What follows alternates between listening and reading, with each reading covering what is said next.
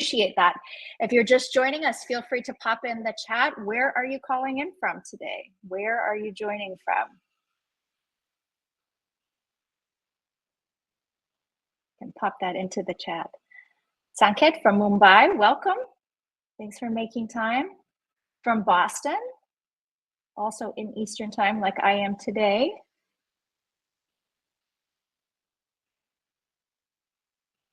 If you haven't already, feel free to drop into the chat where you are joining from.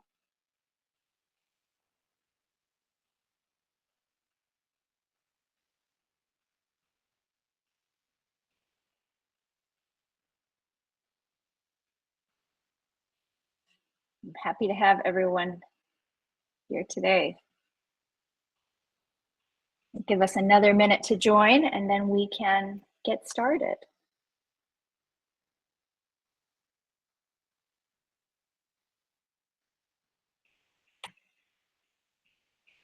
Welcome, welcome everyone. I'm Jennifer and I am a coach on the Leland platform. I am really excited to welcome everyone today to our session called Cool, Calm, and Laser Focused, Tame GMAT Test Anxiety. Our session today is being recorded. So I will keep the recording on all the way through all of my content, but when it comes to the question and answer, I will turn the recording off at that time so that you can feel free to ask any related question that's on your mind without having to think about whether that goes on the recording. So I think let's go ahead and get started. We've got a good group with us today. I would ask you, I think most people are on mute. If you haven't already muted yourself, please do that, but it looks like everybody's got that done. Perfect. So thanks all, and you're very welcome to have your cameras on if you'd like. It's can be helpful for me to see your faces. If you're willing to have your camera on, I appreciate that. Welcome, welcome. So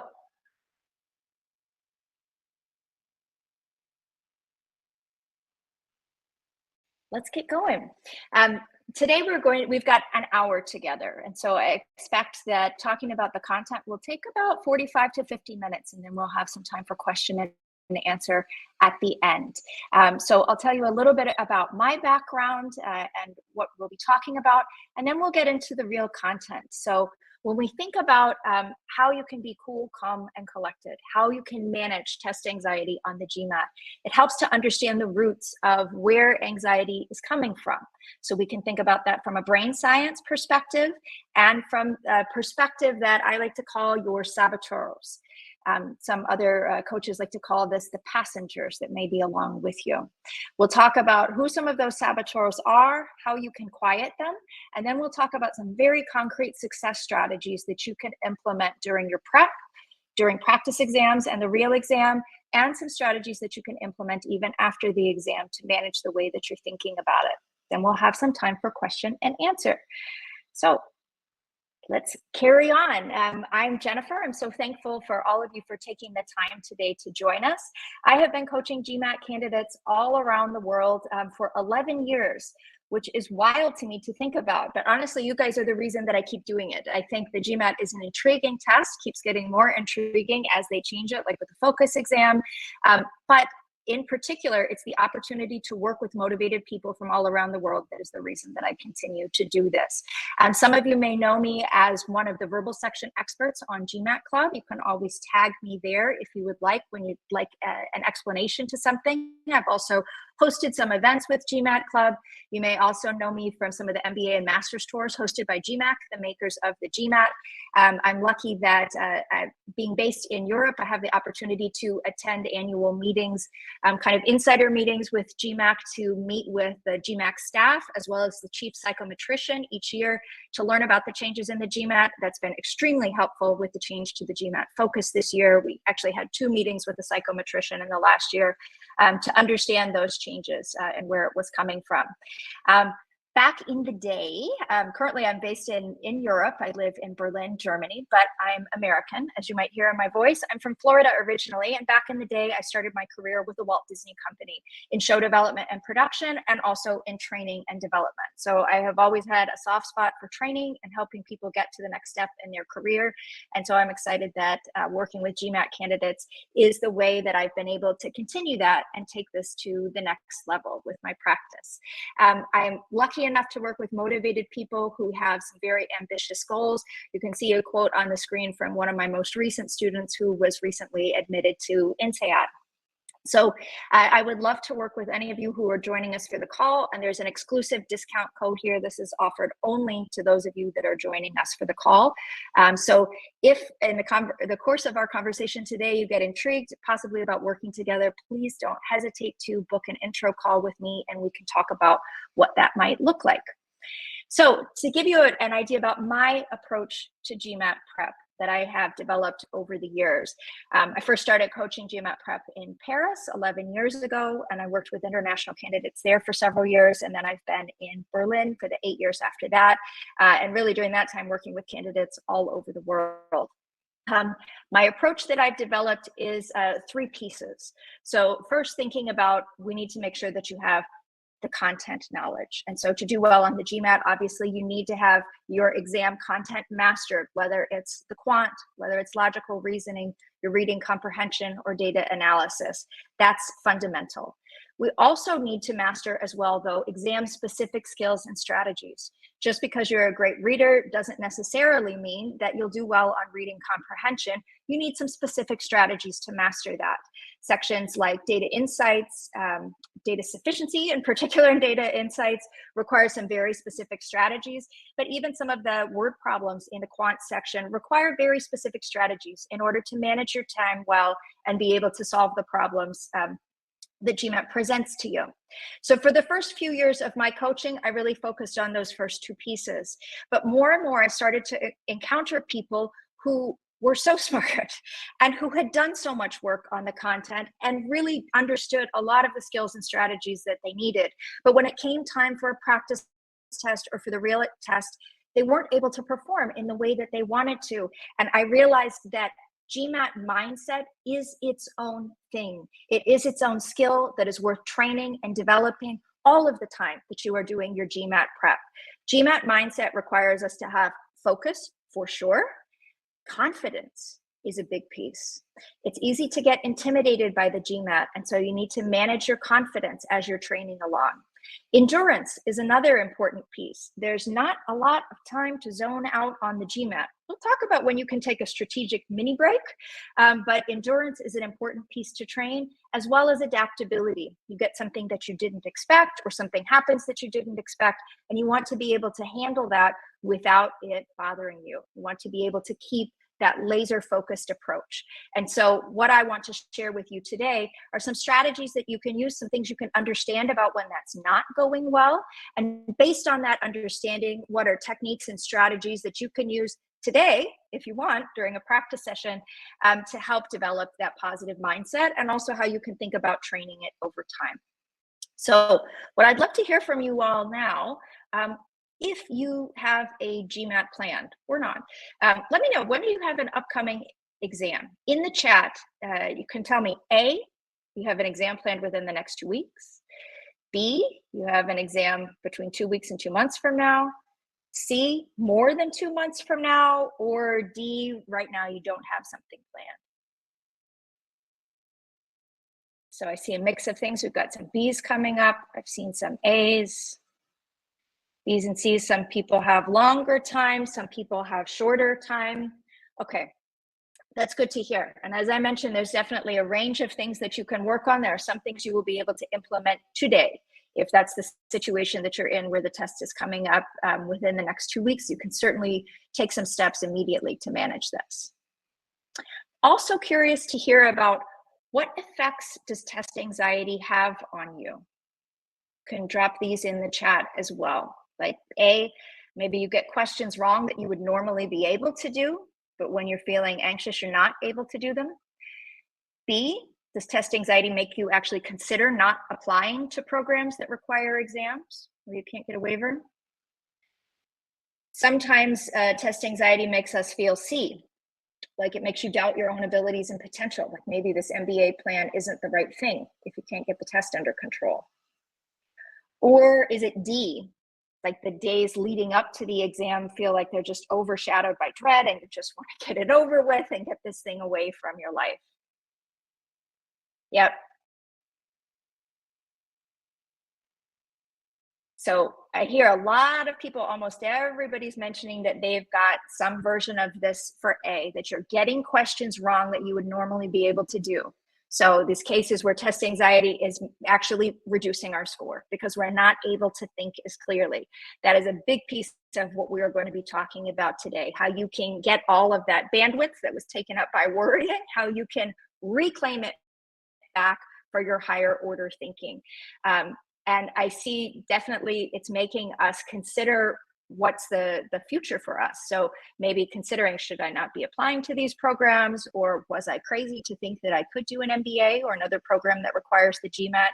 And D, that feeling is not so good, where the days leading up to the exam, where you could still be doing some good work, start to have this feeling of being overshadowed by dread. Okay, so a few grounding thoughts for us. I'm not a person that says, oh, you're going to be 100% Zen leading up to the GMAT. No, you don't need to be 100% Zen. In fact, not all stress is negative. There is stress that can motivate us to do well. So here's a data insights question. No, just kidding. Not really a data insights question, but I do have a graph for you here. If you see on the x-axis here, as the level of pressure increases, and the y-axis represents performance increasing. For many people, having some level of pressure is positive. And this is the area of the chart that's represented by eustress. That prefix EU is positive, beneficial. So it can actually, a little bit of stress can help us get out of boredom and get into our stretch zone where we can perform higher. But what we're talking about, of course, is when the stress goes too far, and that we enter into too much pressure, and that actually decreases our performance. As many of you just mentioned, you're getting questions wrong that you know how to do, or you would know how to do under less stressful conditions. So that's what we're trying to do. We're not trying to eliminate the stress. Some stress is beneficial, some stress is motivating, but we're trying to manage it. And I want to give you the tools so that you can manage it into this eustress, the ideal stress, where it is giving you some motivation to do better, but it's not compromising your performance. A concept from brain science that is foundational for us is thinking about some of the different regions of your brain that can control you when you are in different mental states. Two regions that we might think about are your brainstem, the amygdala. This area many people refer to as your lizard brain. So this is this part of the brain that has existed since caveman times. This is when we have a primitive response to something. This, if the brainstem is controlling us, this lizard brain kind of idea, this is when we feel like something is a real threat to us. Fight, flight, or freeze. So this is very helpful when you are crossing the street and a car comes that you didn't expect, or you're really in a legitimately dangerous situation that you can respond immediately. The problem is, in our modern lives, very often we get stuck in this primitive mindset when what's actually called for is not fight, flight, or freeze, a primitive response, when actually what we want to be thinking with is higher order thinking. We want to be accessing that prefrontal cortex, which you might call your wizard brain, or as I talk about this during the session, I'll also talk about this as your sage brain. But sometimes we actually get hijacked by that primitive brain, that when we perceive there's a threat, and often when we're in a state of anxiety, that's where our brain goes. We perceive that there's a real immediate threat to us, but the exam is not going to run you over. The exam is not actually presenting that kind of a threat to you, but that's what your brain is perceiving at the time, and that's why your higher order thinking is limited. So what we'll be talking about is how we can transition out of this so that you can access that wizard brain. One of the challenges that all of us have is that our brain produces lots of thoughts. Some of them are true. Some of them are not at all true. But what happens during anxiety is that we pay attention to these different thoughts that our brains are producing, and we believe them, even when they're wrong, even when they're dead wrong. And we'll talk about some of the patterns that can happen when they're dead wrong. So what we want to do is develop the ability to notice that there are these other thoughts going on, but to say, you know what, only some of these are helpful to me, only some of them are facts. I'm just going to take this group. Some of these other thoughts I just don't need, and I can leave them behind. So to help us do that, I want to think about two concepts here: your sage and your saboteurs. So when you pay attention to your thoughts, you can try to think, who's thinking here? Who's talking? This voice that I hear, is it my sage or is it my saboteurs? Your sage brain is when you're accessing your higher order thinking. Your sage brain is motivating you through positive emotions like empathy, curiosity, creativity, passion, and purpose.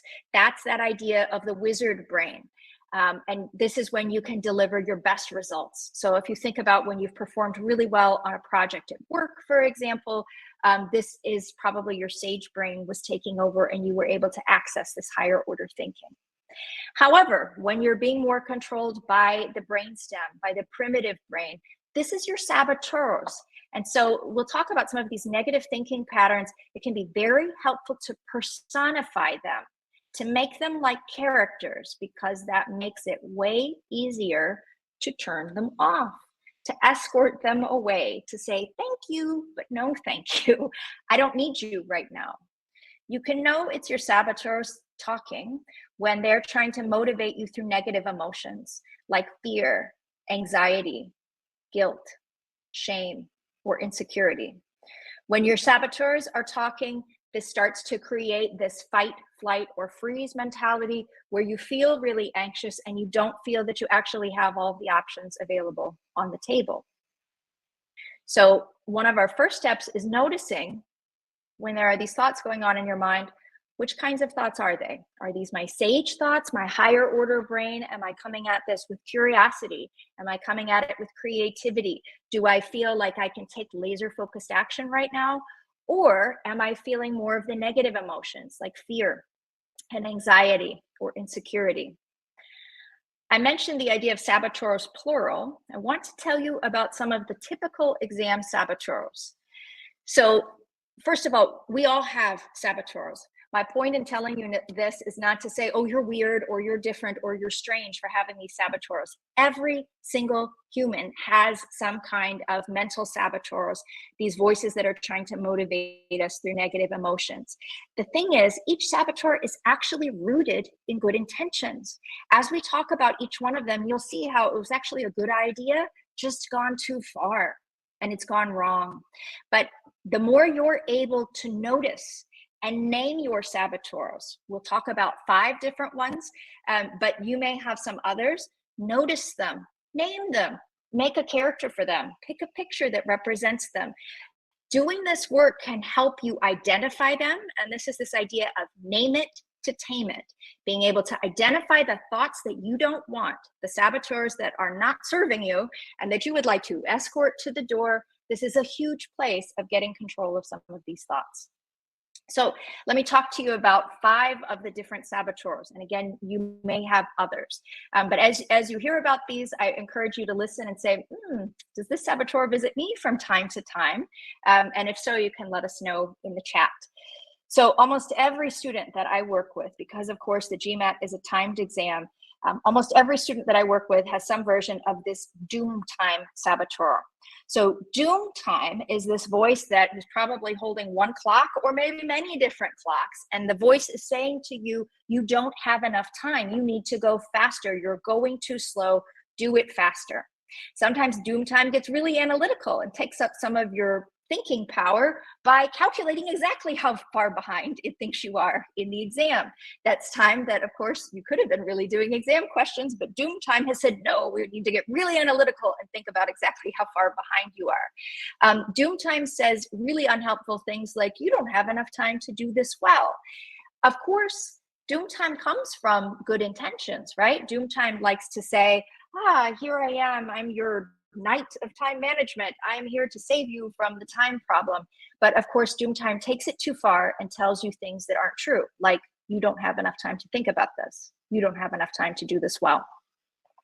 Another saboteur that you might hear from time to time, is the discounter. So my picture of the discounter is, if you can picture a retail worker who's got one of these pricing guns that they use to put on new prices to mark the price down. The discounter is like that, except the discounter is doing that to the things that you do well. When you get a problem right, the discounter is the one who comes along and says, yeah, but you could have done it faster. Or when you get 3 problems in a row right, and then you get 1 wrong, the discounter says, yeah, those other 3 problems you got right, they don't count. You only need to pay attention to the one that's wrong. The discounter takes all the good work that you do and marks it down to 0. Of course, the discounter is probably coming from good intentions, right?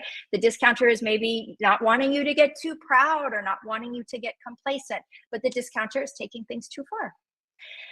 Another saboteur that many exam candidates have is one I call brute force.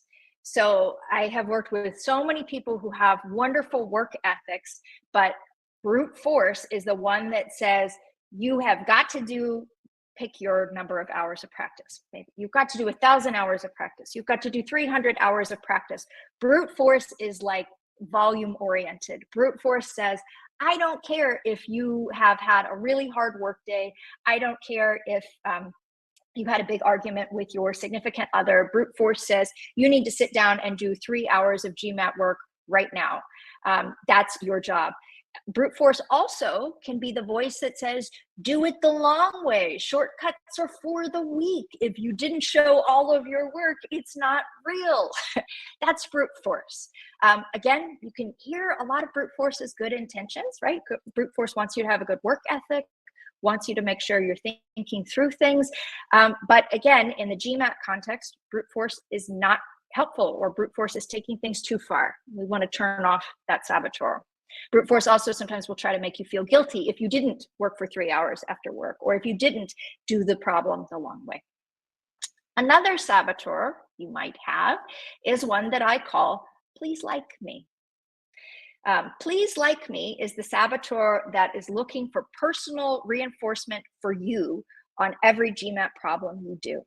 That when you do a GMAT problem and you get it correctly, please like me is like, yay, you're a wonderful person. You're going to Harvard or Stanford or fill in the blank. You're going to be amazing and you will have the career of your dreams. But then please like me, if you get a question wrong, it's like, you're terrible. What were you thinking with this whole MBA plan? You're never going to business school. You're never going to get the GMAT right. So please like me is personifying and identifying your personal value with the outcome of every individual GMAT question, and probably also with your overall GMAT score. Again, it's good to have goals. It's good to care whether a problem is right or wrong, but please like me is taking it too far and is basing your personal validation on the outcome of individual questions or on the exam. Not helpful. We're going to move please like me to the side. We're going to escort them out of the room. Another saboteur I call the test victim. So if you have ever had a bad experience on an exam, or maybe a lot of bad experiences on exams, test victim is, I picture them like wearing this custom t-shirt of all of the memories of all of the things that have ever gone wrong on any test in the past. Test victim says, hey, let's sit down and rewatch all the mental footage of every test that's ever gone poorly in your life. Remember that 3rd grade math test where the teacher said something to you that you don't forget? Let's play that over and over again before you have a GMAT practice session or before you take the practice exam. Or maybe if you've already taken the GMAT once and it did not go the way that you wanted it to, test victim is replaying those things in your mind that went wrong and the way that you felt about that. Again, test victim is coming from good intentions, right? They don't want you to get hurt again. Test victim is trying to protect you, but they're taking it too far and they're actually making you live in the past. And what you might notice about a number of these saboteurs is that they are really focusing on things in the past or making predictions about things in the future, but they're not letting you live right here in the moment. And right here in the moment is where your higher order thinking is. This is where your sage is. It's right here in the moment. And so we need ways to turn off those saboteurs and to switch into that right here in the moment, higher order thinking. Now, some of you might say to me, okay, I recognize myself in one or more of these saboteurs, or maybe you picture, you have another saboteur and you can start to picture them and what they do, but I kind of like my saboteur. It motivates me. It helps me do better. What will I do with my time management if I turn off doom time? What will I do with my work ethic if I turn off brute force, who motivates me by guilt, maybe? What will I do? So the way I would think about that is consider your saboteurs and your negative thoughts kind of like pain. Pain can be a very useful signal, but it's not something that you want to live with. For example, if you put your hand on a hot stove, pain sends you a very important signal. Move your hand off the stove. This is hurting you. Think about those saboteurs and that negative emotion in the same way. They are there to send you a signal that it is time to do something different. But when you realize that a saboteur is speaking to you, take your hand off the hot stove, figuratively.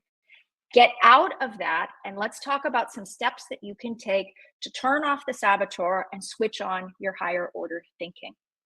3 steps that we want to think about. We want to first notice what your saboteurs are, and then learn to intercept those saboteurs. So you want to not accept when the saboteur takes up residence in your brain and starts talking to you, say, haha, I see you there, saboteur. And now it's time for me to intercept you. I'm going to open the door and show you the way out. Thanks very much for caring about me, but your way of talking to me is not helpful. Instead, I'm going to engage my higher order thinking, my sage powers, and that will allow me to make a plan to navigate this situation and take laser focused action. So let's talk about some very specific strategies for how you can do that. So I will give you some strategies here that you can implement during your practice sessions. Or actually in advance of a practice session. These prep strategies are for before you practice, before you have a practice test, and before you do the real exam. We'll also talk about strategies that you can do in the moment, and I encourage you to practice them while you are doing practice problems, practice test, and real exam.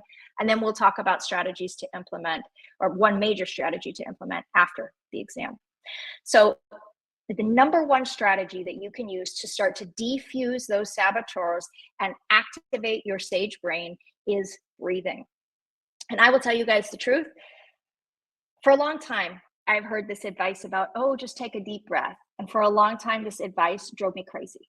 I was like, oh, people who tell you to take a deep breath are not taking you seriously. They are like not taking the problem seriously. Like this advice, oh, breathe. Honestly, it really aggravated me. But the more I got into reading about performance psychology and what top level athletes do and other people who perform well under pressure, breathing is extraordinary and the science is really there. So if you have not added breathing to your GMAT prep, please do it today.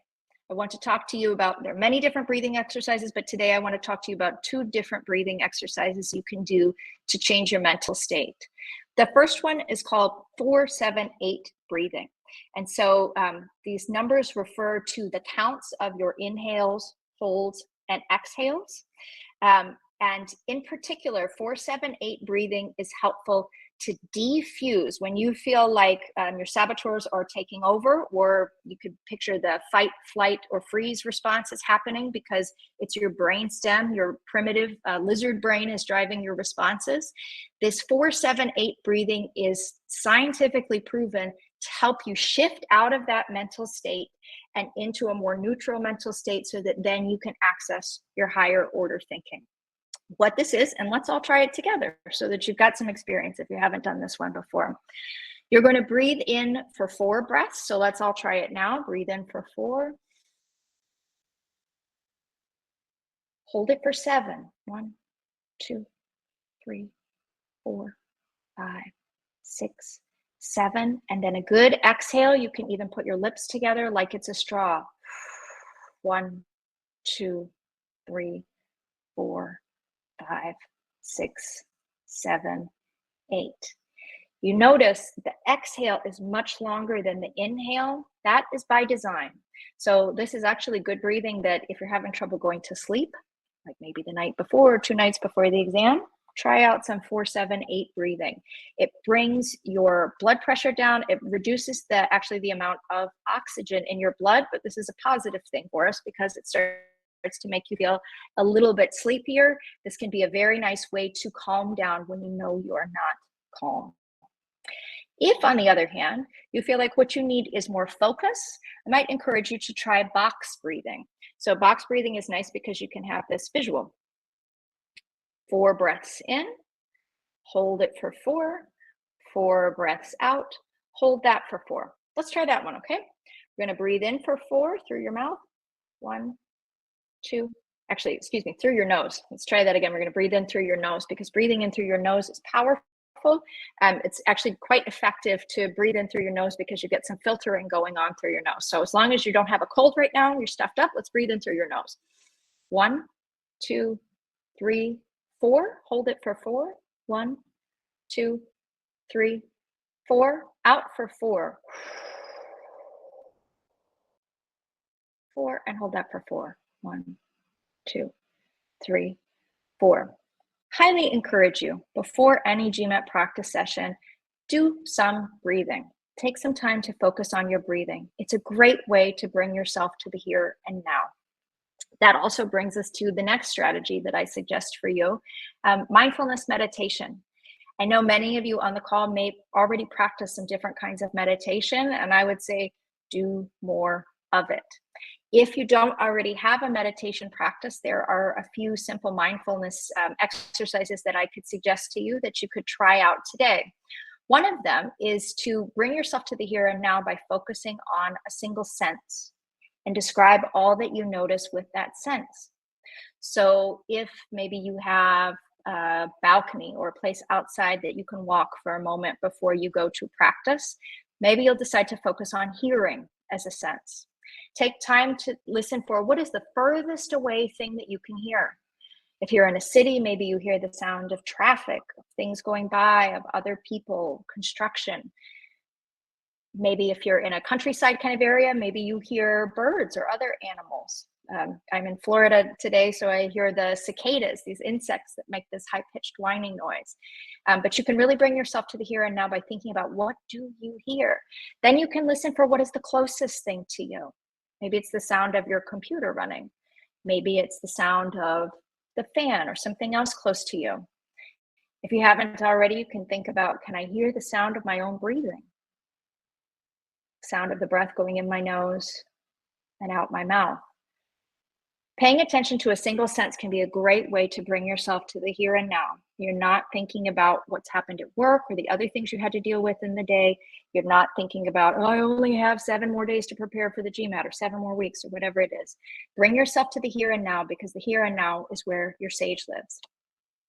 If you'd like a mindfulness related exercise that's a little bit more active, this can be helpful if you are feeling quite nervous. Sometimes when you're in a state of anxiety, simply paying attention to something else may not do it for you. You might need something physical. This is where I can suggest tense and relax. This is a great one. So choose a muscle group, maybe for our purposes right now. Let's try our hands and our arms. Try this with me. Tense up your hands and your arms. Really, really tense them up. Get them as tense as you can possibly tense them, tense. And then let them go.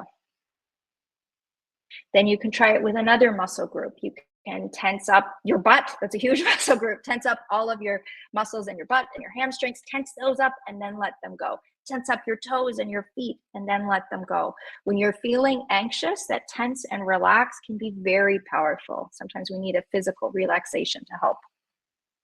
So those are just some examples of mindfulness meditation. And I'll also talk to you about some programs at the end, some programs that I run that can help you make that more of a practice in your daily life. Another technique that I would like to suggest to you is paying attention to what your mental visuals are. In particular, your mental visuals about the exam. So athletes, high order, like Olympic athletes, where a lot of us are thinking about the Olympics these days. This is a technique that many Olympic athletes use, is to really pay attention to what are the images they have in their minds about the big day, about their sport, about the big day. A technique that I can suggest to you is to think about some things that have happened in the past that you're really proud of what you did. Maybe it's academic, could be a test or a project or something. Excuse me, doesn't have to be. Could be a do-it-yourself project you did at home, or maybe the first time you traveled internationally by yourself. Think about maybe 4 or 5 different events that have happened where you're really proud of what you did. And think about a visual that could represent each of those events. Then think about a visual that could represent the GMAT as the next in the series of events that you can be really proud of what you did. A challenge that you took yourself to the next level, and then you know you're going to be able to look back on it with pride for what you did. So you can make a gallery, easy enough to do this digitally, or you could make it real. If you really have like snapshots or digital photos that you want to print out, you could put this by your study area. Whether you make it for real, whether you make it digitally, whether you make it mentally, make it. Take control of how you are visualizing the exam and how you're visualizing how you're going to feel about the exam after it's finished. I encourage you to make this just one of the things in your life that you can be proud of what you've accomplished. Another technique that athletes use that can be very powerful is to make a mental movie of how you want the exam to go. And so what I mean here is you could think about, spend some time, you might call it daydreaming, but this is very focused, strategic daydreaming. Spend some time thinking about what time are you going to wake up? What are you going to eat for breakfast? How are you going to feel during that time? Are you going to maybe do some breathing exercises or some mindfulness things? Would you want to do a quick round of sport or of exercise to help you manage? Think about how you want that day to go. Think about where is the testing center, or are you taking it at home? Picture all of that. Picture how you want it to go, what time you want to be doing things, and picture how ideally you would like it to play out. Then you can picture actually starting the exam, and it can be really helpful to picture that something does go wrong, but that you handle it. You handle it in a way where you stay calm, where you say, oh, didn't expect that to happen, but I can pivot and I can make a new choice. So spend some time with this very constructive, focused daydreaming, thinking about how you want it to play out. And then you can play that mental movie for yourself before you do a practice test and before you do the real test. What you want to focus on here is not so much, oh, then at the end, I got a 97th percentile score. Okay, maybe. But what I would really focus on is what are the steps that you take? What are the things you are saying to yourself? How do you see yourself handling it? If you picture that enough times, you can actually trick your brain into thinking it's already happened. This is especially helpful if you have test victim as a saboteur who likes to play the mental movie of the things that didn't go well. You can replace those things. So maybe test victim is saying, oh, you like visuals. So you can replace that with a visual that you want to have. Another strategy I can suggest for you is to get your thoughts on paper.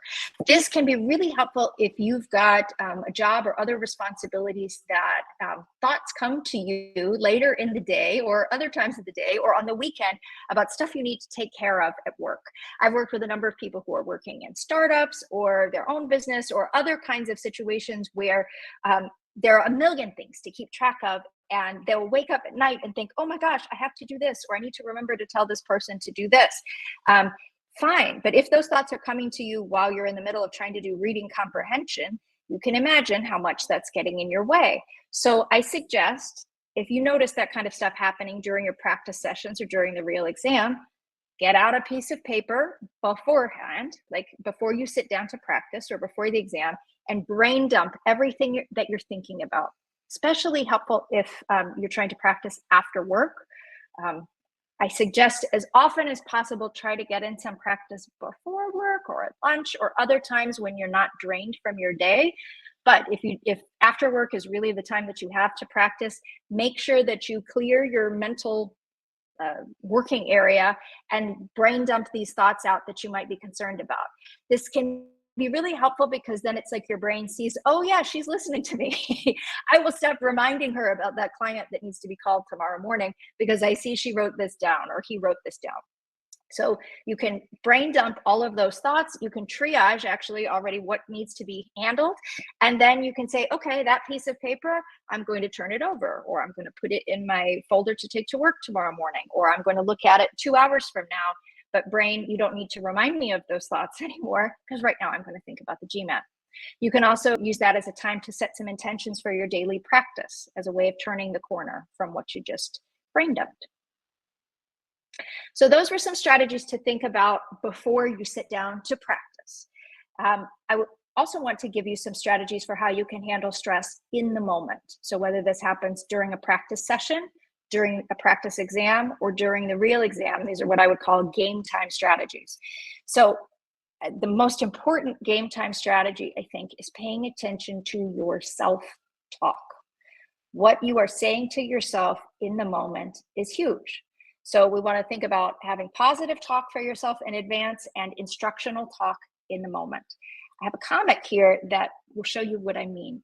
So the metaphor here is baseball. So we've got an American baseball player, or actually it doesn't have to be American, but a baseball player who's standing here, and he's before the game, you can see in the first panel, he's engaging in some positive self-talk.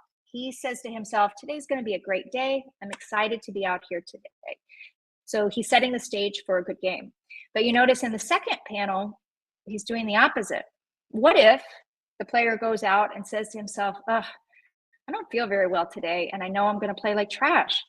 I just want to go home. Have any of you ever felt this way before a test? Before a game, before a presentation, before an important meeting?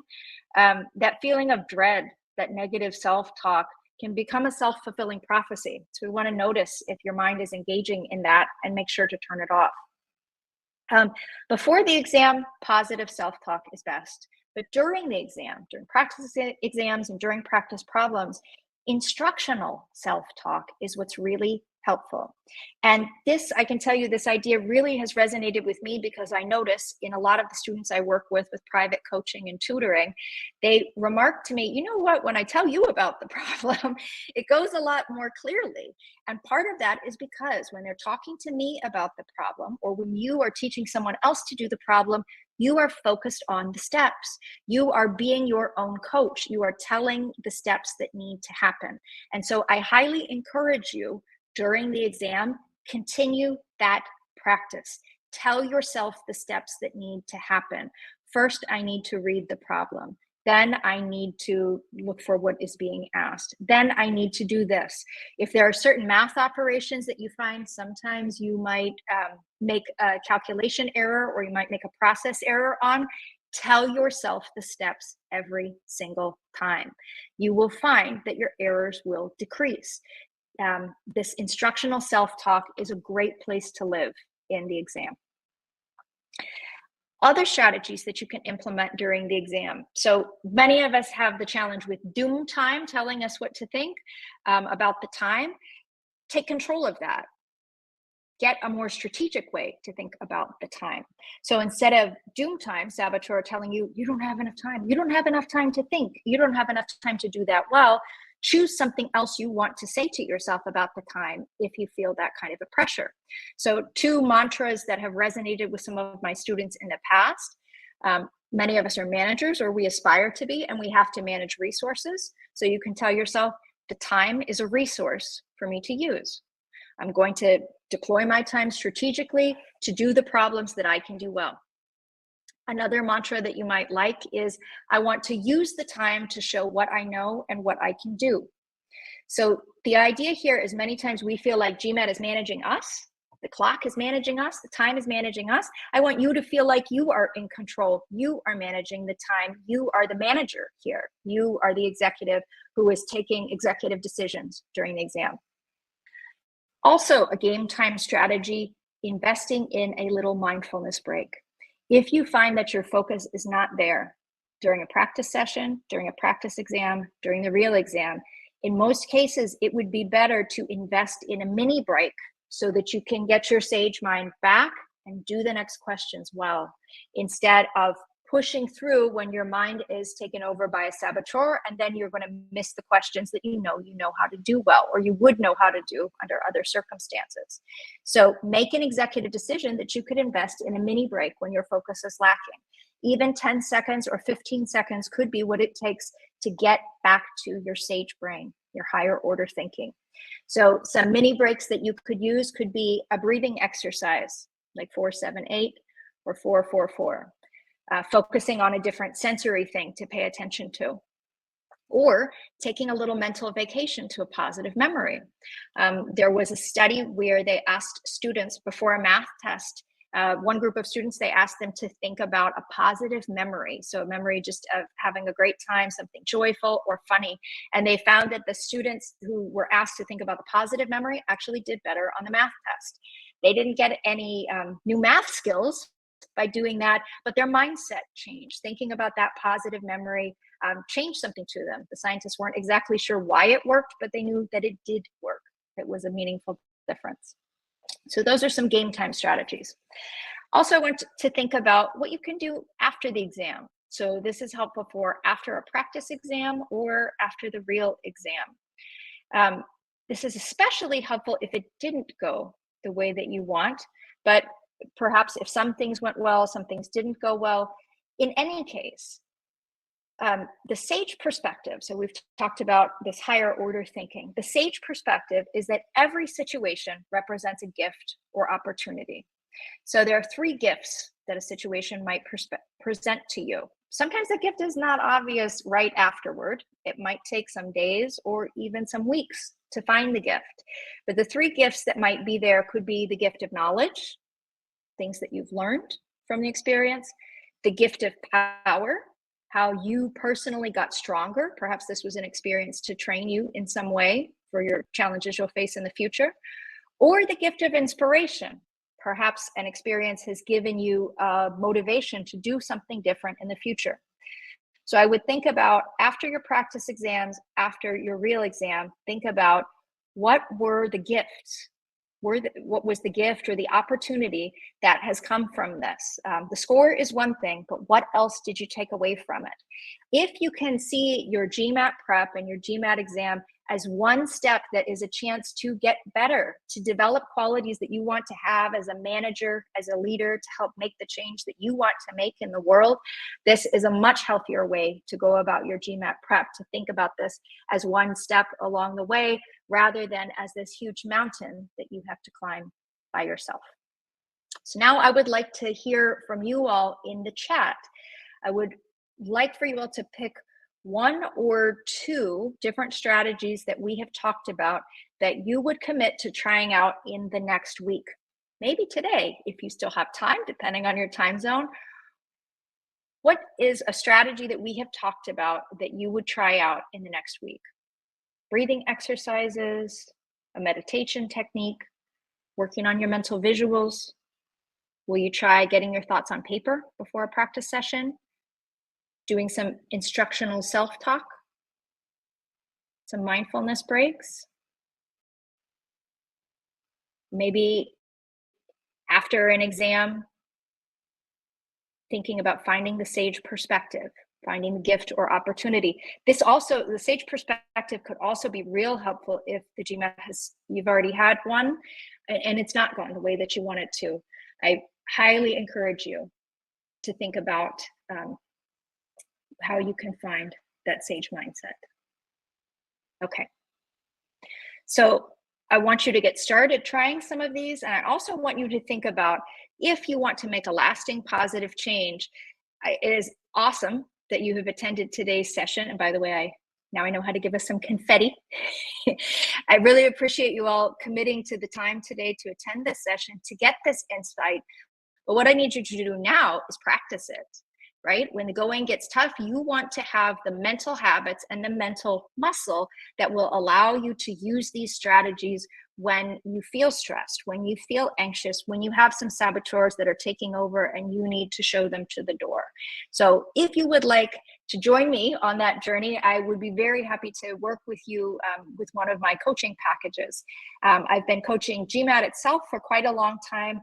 but I'm also now coaching mental fitness training as well. So you can purchase this through Leland, or you can schedule an appointment with me if you'd like to learn more about what this would involve. But I have some combination packages where you could work through the positive intelligence system, which is the idea of the sage and the saboteurs, and having training opportunities during your day to help practice those skills to intercept your saboteurs and access your sage.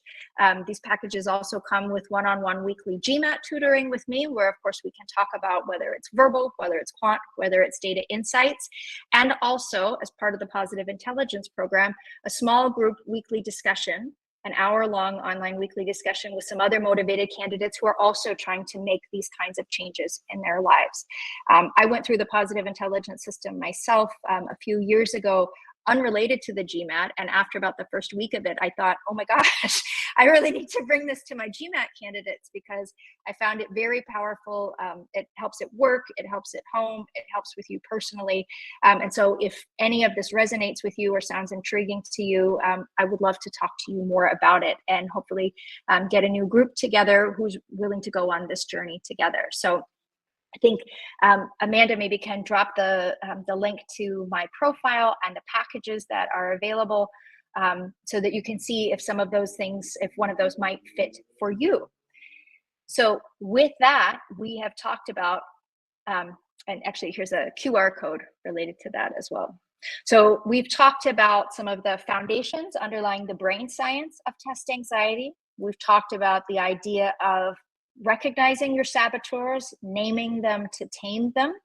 And maybe you have some of the saboteurs we talked about, maybe you have other ones, but I encourage you to really pay attention to that and recognize that they do not have to control you. They don't have to talk to you during the exam. You can show them to the door. And we talked about a number of strategies for gaining some more control so that you can switch out of saboteur mode and come into sage mode. So with that, we've got about 10 minutes left. I would love to open it up to your questions. Okay,